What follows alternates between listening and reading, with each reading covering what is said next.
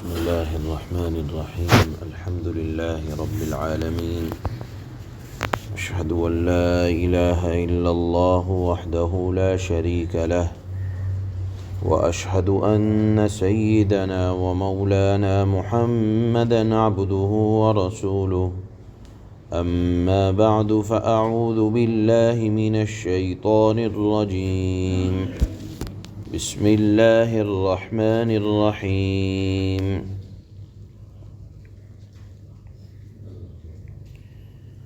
اولم يروا الى الطیر فوقهم صافات ويقبضن ما يمسكهن الا الرحمن انه بكل شيء بصير أَمَّنْ هَذَا الَّذِي هُوَ جُنْدٌ لَكُمْ يَنْصُرُكُمْ مِنْ دُونِ الرَّحْمَنِ إِنِ الْكَافِرُونَ إِلَّا فِي غُرُورٍ أَمَّنْ هَذَا الَّذِي يَرْزُقُكُمْ إِنْ أَمْسَكَ رِزْقَهُ بَلْ لَجُّوا فِي عُتُوٍّ وَنُفُورٍ أَفَمَنْ يَمْشِي مُكِبًّا عَلَى وَجْهِهِ أَهْدَىٰ أَمَّنْ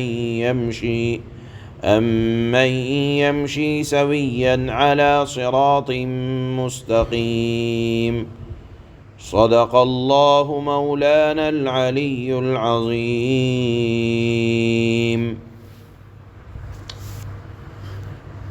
سورہ ملک کے شروع میں اللہ نے ایک مضمون بیان فرمایا تھا کہ میں قادر مطلق ہوں۔ اللہ نے آج کی پہلی آیت میں اپنی کامل قدرت کی ایک نشانی بیان فرمائی۔ اللہ رب العزت والجلال کا دستور یہ ہے کہ بہت صاف ستھری بات کرتے ہیں کہ ہر کسی کو بات سمجھ میں آئے۔ چنانچہ اپنی قدرت کی نشانی اللہ نے اس طرح بیان فرمائی کہ دیکھو زمین اور آسمان میں آپ نے کل سن لیا، کل کی آیات میں، کہ تصرف اللہ کا چلتا ہے۔ جو چاہتے ہیں اللہ وہ کرتے رہتے ہیں، آسمان میں بھی اور زمین میں بھی حکم اللہ کا چلتا ہے۔ جب چاہتے ہیں بارش نازل فرما دیتے ہیں، جب چاہتے ہیں ہواؤں کو بھیج دیتے ہیں، جب چاہتے ہیں زمین کو ذرا سا ہلکا سا ہلا دیتے ہیں، زلزلہ آ جاتا ہے، اور جب چاہتے ہیں زمین سے بہترین غذا کو پیدا فرما دیتے ہیں۔ تو آپ نے سن لیا کہ زمین اور آسمان میں اللہ کی حکومت چلتی ہے، حکم اللہ کا چلتا ہے، لیکن آسمان اور زمین کے درمیان جو یہ فضا ہے اس میں بھی حکم اللہ کا چلتا ہے۔ اللہ نے مخاطب کر کے فرمایا اولم يروا الى الطیر فوقهم صافات ويقبضن، اے مخاطب کیا تو پرندوں کو نہیں دیکھتا کہ وہ فضا میں پر پھیلائے ہوئے اور کبھی پر سکوڑے ہوئے اڑتے چلے جاتے ہیں اور کافی اونچائی پر چلے جاتے ہیں اور ایک جگہ سے دوسری جگہ چلے جاتے ہیں۔ آپ دیکھیں پرندوں کا بدن خود ایک وزن والی چیز ہے، اور اللہ نے زمین کے اندر ایک کھچاؤ رکھا ہے، زمین چیز کو اپنی طرف کھینچتی ہے۔ زمین کی کیفیت اللہ نے اس طرح کی بنائی ہے کہ اس کو کھینچنا ہے اپنی طرف۔ اللہ نے فرمایا نہیں دیکھتے اے مخاطب تم پرندوں کو کہ وہ آسمان میں اڑے چلے جا رہے ہیں اور اونچائی پر چلے جاتے ہیں۔ ما یمسکہن الا الرحمن، خدائے رحمان کے سوا اس کو کوئی تھامے ہوئے نہیں ہے ان پرندوں کو۔ پرندوں کا بدن بوجھ والا، زمین کی طاقت، اس کو اپنی طرف کھینچنے والی پھر کون سی ذات ہے کہ جو پرندوں کو آسمان میں اڑنا سکھاتی ہے، پرندوں کو اونچائی پر لے جانا سکھاتی ہے، اور ایک جگہ سے میلوں کا سفر پرندے ایک جگہ سے دوسری جگہ کی طرف کرتے ہیں، یقیناً کہنا پڑے گا کہ اللہ رب العزت والجلال کی ذات ہے جو آسمان اور زمین کے درمیان فضا میں بھی اپنی کامل قدرت کو دکھلایا کرتی ہے، اور آسمان اور زمین کے درمیان بھی فضا میں اللہ کا حکم چلتا ہے کہ آپ دیکھیں کہ نہ تو اس میں کسی ظاہری باطنی طاقت اور قوت کا دخل ہے، سوائے کہنا پڑے گا اس بات کو کہ اللہ رب العزت والجلال نے پرندوں کے اندر یہ صلاحیت رکھی ہے کہ وہ آسمان اور زمین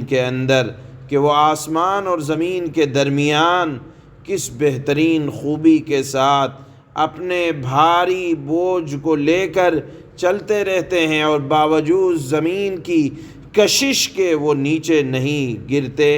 اللہ نے اپنی قدرت کا نظارہ اس بات کی طرف کرایا ہے کہ دیکھو اور سوچو اور غور کرو۔ اللہ نے فرمایا انہ بکل شیء بصیر، صرف وہ پرندوں کو ہی نہیں، وہ تو ہر چیز کو دیکھنے والا ہے۔ اس کے بعد اللہ نے بیان فرمایا، یہاں ایک بات اور سمجھ میں آتی ہے کہ جس کی طرف علماء مفسرین نے بھی توجہ دلائی ہے کہ دیکھو جس طرح اللہ پرندوں کو ہوا میں روکے ہوئے ہے، وہ زمین پر نہیں گرتے، اسی طرح اللہ رب العزت والجلال آسمان سے عذاب بھیجنے پر قادر ہے، مگر اللہ کی شان غفاریت اور اللہ کی شان رحمت اس کو روکے ہوئے ہے، تھامے ہوئے ہے۔ جس طرح اللہ پرندوں کو ہوا میں روکے ہوئے ہے، عذاب بھی اللہ کی رحمت سے رکا ہوا ہے۔ یہ علماء نے استدلال کیا ہے کہ اللہ نے پرندوں کی مثال اس وجہ سے دی ہے۔ اس کے بعد اللہ نے فرمایا امن ھذا الذی ھو جند لکم، کون ہے اللہ کے سوا کہ جو تمہارا لشکر بن کر تمہاری حفاظت کر سکے۔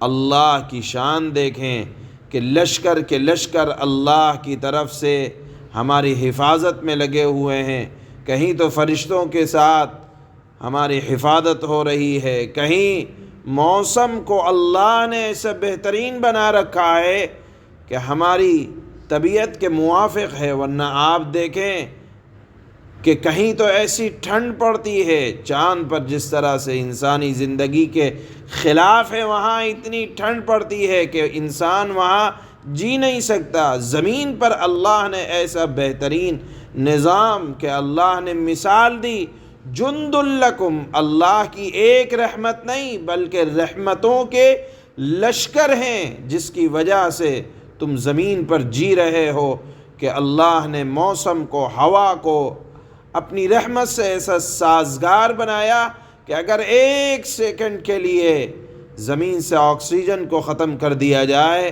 تو انسان جی نہیں سکتا ہے۔ اللہ نے ایک جملے میں ارشاد فرما دیا کہ میری رحمت کے لشکر ہیں جو تمہاری حفاظت فرما رہے ہیں۔ اللہ نے فرمایا ان الکافرون الا فی غرور، کہ لیکن کافر نافرمان نرے دھوکے میں پڑے ہوئے ہیں۔ اللہ نے فرمایا کہ کون ہے وہ ذات یرزقکم، جو تم کو رزق دیتی ہے اللہ کے علاوہ۔ اللہ اگر چاہے ایک لمحے کے اندر تمہارا رزق بند کر دے۔ رزق بند کرنے کا مطلب یہ نہیں ہے کہ کھانا نہیں آئے گا، رزق بند کرنے کا مطلب یہ ہے کہ سورج کے اندر وہ تاثیر ختم کر دے جس سے روزی پکا کرتی ہے، جس سے پھل پکا کرتے ہیں۔ چاند کے اندر وہ سہانی ٹھنڈک کو ختم کر دے جس سے پھلوں کے اندر مٹھاس آیا کرتی ہے۔ زمین کے اندر وہ طاقت کو ختم کر دے جس سے وہ اپنے سے باہر پودوں کو نکالا کرتی ہے اور بڑھوتری دیتی ہے۔ اللہ نے فرمایا کہ اگر میں بند کرنے پہ آ گیا تو کون ہے جو تم کو روزی دے گا؟ لہذا رب العالمین کی اطاعت لازم ہے۔ اللہ نے فرمایا بل لجوا فی عتو و نفور، بلکہ یہ لوگ جو اللہ کی نافرمانی پر اڑے ہوئے ہیں، اتنی موٹی سی بھی باتیں سمجھ میں نہیں آتی، وہ نفرت پر جم رہے ہیں، صرف نفرت کی وجہ سے حق بات کو قبول نہیں کرتے۔ اللہ نے فرمایا بتاؤ کون ہے جو سیدھی راہ یا حق تک پہنچے؟ ایک آدمی وہ ہے جو گر گر کر چلتا ہے، اور ایک آدمی وہ ہے جو منہ اٹھا کر چلتا ہے۔ ظاہر سی بات ہے جو سیدھی راہ پر چلنے کی کوشش کرے گا انجام تک وہی پہنچے گا، اور جو کبھی ادھر کبھی ادھر گرتا پڑتا رہے گا وہ انجام تک نہیں پہنچے گا، بیچ میں موت واقع ہو جائے گی۔ لہذا اللہ نے فرمایا کہ سیدھی راہ پر چلنے کی کوشش کرو، سیدھی راہ تمہیں انجام تک پہنچائے گی، اور سیدھی راہ ہے دین اسلام۔ اللہ نے فرمایا وَأَنَّ هَذَا صِرَاطِي مُسْتَقِيمًا، کہ یہی میرا سیدھا سچا راستہ ہے، یعنی توحید کو قبول کرو، انبیاء کی دعوت کو قبول کرو، اور دین اسلام پر چلتے رہو، انجام بہت اچھا ہوگا۔ یہ مضمون اللہ نے ایک مثال کے ذریعے سے آج کی اخیر کی آیت میں بیان فرمایا ہے۔ چنانچہ اللہ اپنی قدرت کو ظاہر کرتے ہوئے ارشاد فرماتے ہیں اَوَلَمْ يَرَوْا إِلَى الطَّيْرِ فَوْقَهُمْ صَافَّاتٍ وَيَقْبِضْنَ مَا يُمْسِكُهُنَّ إِلَّا الرَّحْمَنُ إِنَّهُ بِكُلِّ شَيْءٍ بَصِيرٌ۔ اور اے مخاطب، کیا انہوں نے یعنی نافرمانوں نے یا انسانوں نے پرندوں کو اپنے اوپر نظر اٹھا کر نہیں دیکھا کہ پرندوں کو دیکھ لو تو توحید سمجھ میں آئے گی؟ کیا انہوں نے پرندوں کو اپنے اوپر نظر اٹھا کر نہیں دیکھا کہ وہ پروں کو پھیلائے ہوئے اور سمیٹ بھی لیتے ہیں؟ پرندوں کو پر پھیلائے ہوئے ہوتے ہیں۔ اے مخاطب، کیا انہوں نے پرندوں کو اپنے اوپر نظر اٹھا کر نہیں دیکھا کہ وہ پروں کو پھیلائے ہوئے ہوتے ہیں اور سمیٹ بھی لیتے ہیں؟ ان کو خدائے رحمان کے سوا فضا میں کوئی تھامے ہوئے نہیں ہے، یقیناً وہ ہر چیز کی خوب دیکھ بھال کرنے والا ہے۔ یعنی انسان تو انسان، اللہ پرندوں کی بھی دیکھ بھال کرتے ہیں۔ أَمَّنْ هَذَا الَّذِي هُوَ جُنْدٌ لَكُمْ يَنْصُرُكُمْ مِنْ دُونِ الرَّحْمَنِ إِنِ الْكَافِرُونَ إِلَّا فِي غُرُورٍ۔ بھلا اے لوگو، خدائے رحمان کے سوا وہ کون ہے جو تمہارا لشکر بن کر تمہاری مدد کرے؟ یعنی اللہ اپنے لشکر سے، لشکروں کے ذریعے سے انسان کی مدد کرتا ہے، کہیں روزی کے اعتبار سے، کہیں زندگی گزارنے کے اعتبار سے۔ گویا کہ اللہ کی ایک رحمت نہیں ہے، ہزاروں رحمت۔ اللہ نے اس کو لشکر سے تعبیر کیا ہے جو انسانوں کی مدد کرتے رہتے ہیں۔ کافر لوگ تو نرے دھوکے میں پڑے ہوئے ہیں۔ أَمَّنْ هَذَا الَّذِي يَرْزُقُكُمْ إِنْ أَمْسَكَ رِزْقَهُ بَل لَجُّوا فِي عُتُوٍّ وَنُفُورٍ۔